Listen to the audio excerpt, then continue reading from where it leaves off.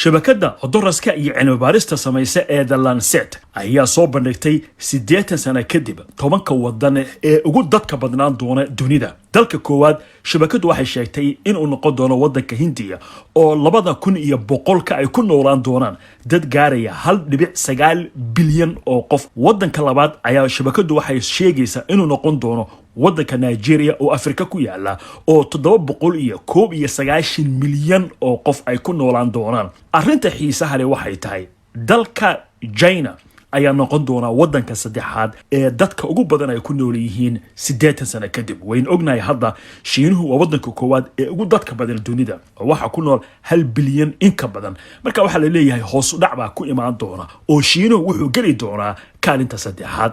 kaalinta afraad waxaa noqon doona dalka Mareykanka oo ay shabakadu leedahay 336 milyan oo qof ayaa ku noolaan doona. kaalinta shanaad waxaa soo galay dalka Pakistan oo ay shabakadu sheegtay in 248 milyan oo qof ay ku noolaan doonaan sanadka markuu gaaro 2100. dalka lixaad ayaa dal Afrika ku yaala oo ah Jamhuuriyadda Dimuqraadiga ee Congo oo la leeyahay 246 milyan oo qof ayaa iyagana ku noolaan doona dalkaasi. toddoba waxaa noqday dalka Indonesia 229 milyan oo qof ayaa dalkaasi 80 sano kadib ku noolaan doona. kaalinta sideedaad waxaa soo galay dalka Ethiopia 223 milyan oo qof ayay dadka wadankaasi gaari doonaan 80 sano kadib. shabakadu waxay leedahay dalka kaalinta sagaalaad soo galay waa dalka Masar 199 milyan ayaa ku noolaan doona wadankaasi 80 sano kadib. kaalinta tobnaad ama wadanka tobnaad